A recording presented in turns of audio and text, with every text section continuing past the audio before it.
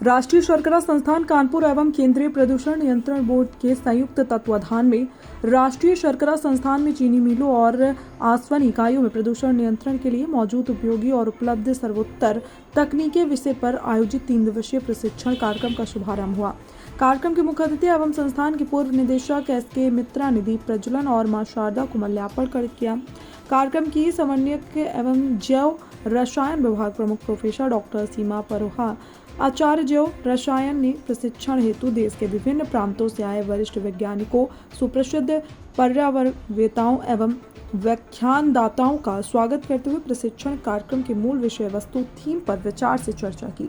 उद्घाटन सत्र को संबोधित करते हुए संस्थान के निदेशक प्रोफेसर D स्वाइन ने कहा, ये प्रशिक्षण कार्यक्रम विशेष रूप से पर्यावरणीय संरक्षण को ध्यान में रखते हुए तैयार किया गया है। शर्करा एवं एथेनॉल के उत्पादन में आने वाली चुनौतियों के संबंध में चर्चा करते हुए उन्होंने विभिन्न इकाइयों में ऑपरेशन के उत्पन्न होने वाले विद्युत प्रदूषकों पर नियंत्रण एवं शमन हेतु उपलब्ध आधुनिक तकनीकों के बारे में विस्तार से अवगत करवाया तथा प्रदूषण नियंत्रण बोर्ड के वैज्ञानिकों और अधिकारियों से आह्वान किया कि वे उपलब्ध आधुनिक तकनीकों के इस्तेमाल हेतु मिलों और आसवनियों को जागरूक करें, जिससे जीवनदायी वायु, जल और प्रकृति के अन्य घटकों की रक्षा की जा सके। संस्थान के वरिष्ठ सहायक आचार्य शर्करा शिल्प शैलेंद्र कुमार त्रिवेदी ने अपने उद्बोधन में प्लांटेशन, व्हाइट शुगर एवं रिफाइंड शुगर उत्पादन प्रक्रिया के बारे में विस्तार से जानकारी दी। संस्थान के सहायक शर्करा अभियांत्रिकी अनूप कुमार कनौजिया ने चीनी मिलों के लिए केंद्रीय प्रदूषण नियंत्रण बोर्ड द्वारा जारी नवीनतम चार्टर 2.0 पर प्रकाश डालते हुए राज्य प्रदूषण नियंत्रण बोर्ड के दायित्वों की चर्चा की। महेंद्र कुमार यादव, कनिष्ठ तकनीकी अधिकारी, ने चीनी मिलों में अपशिष्ट प्रबंधन की नवीनतम तकनीकों को अपनाए जाने पर जोर देते हुए कहा कि समय की मांग है कि चीनी मिलों को अपनी वर्तमान कार्य प्रणाली में आमूलचूल परिवर्तन किया जाना नितांत आवश्यक है। विवेक प्रताप सिंह, कनिष्ठ वैज्ञानिक अधिकारी, ने इन्फ्लुएंट ट्रीटमेंट प्लांट के विभिन्न उपकरणों की क्षमताओं, उसकी कार्य प्रणाली और चीनी मिलों के ऑपरेशन पर सारगर्भित जानकारी दी।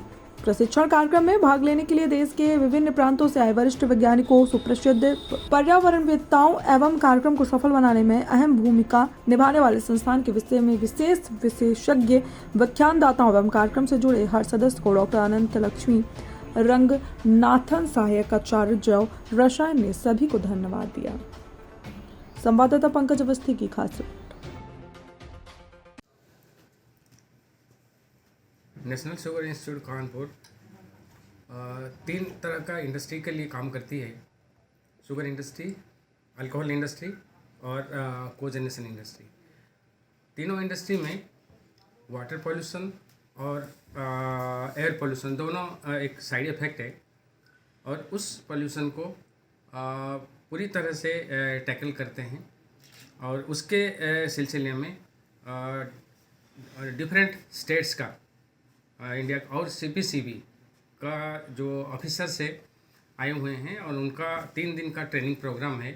उनको इस 3 दिन के दौरान ये ट्रेनिंग दिया जाएगा कि कैसे सारे पॉल्यूशन को टैकल करेंगे, कैसे नॉर्म्स को फुलफिल करेंगे और कैसे फ्रेश वाटर कंजप्शन कम होगा।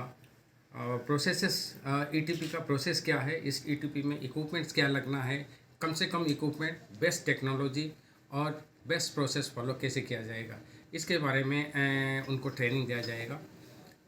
20 ऑफिसर्स आए हुए हैं। उसके अलावा और 4 ऑफिसर्स हमारे डिफरेंट कानपुर के यूनिवर्सिटीज़ का, SBTU का है और नेशनल शुगर इंस्टीट्यूट का और कानपुर यूनिवर्सिटी का ऑफिसर्स आए हुए हैं। ये सबको मिला के लगभग 25 हमारा कैंडिडेट्स है, उनको ट्रेनिंग किया जाएगा। आज के कार्यक्रम में हमारे चीफ गेस्ट है प्रोफेसर SK मित्रा, जो हमारे यहाँ का एक्स डायरेक्टर है। उनका शुगर फैक्ट्री में लगभग 30 से 32 साल का एक्सपीरियंस है और इस संस्थान में भी उन्होंने बहुत सारे मतलब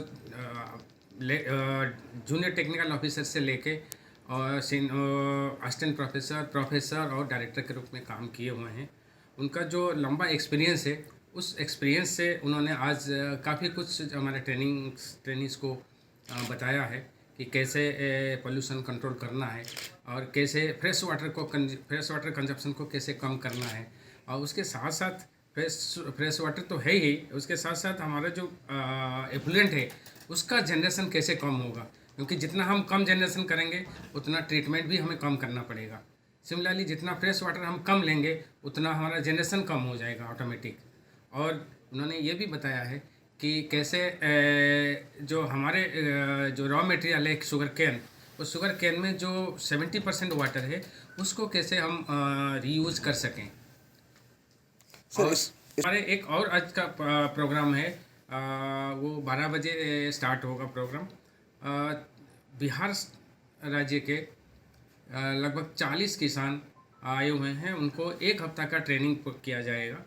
उन लोगों को एग्रीकल्चर में, शुगर कैन एग्रीकल्चर में कैसे अलग अलग वैरायटी का यूज़ करना है, कैसे एग्रीकल्चर करना है, एग्रीकल्चर में मैकेनाइजेशन कैसे करना है, और मैकेनाइजेशन साथ साथ कैसे सभी timely fertiliser utilisation, fertiliser quantity कैसे करना है, पेस्टिसाइड को कैसे इस्तेमाल करेंगे, और विभिन्न जो अलग अलग डिजीजेस है उसको कैसे पहचानेंगे और पहचानने के साथ उसका निवारण कैसे करेंगे, ये सारे ट्रेनिंग उनको दिया जाएगा।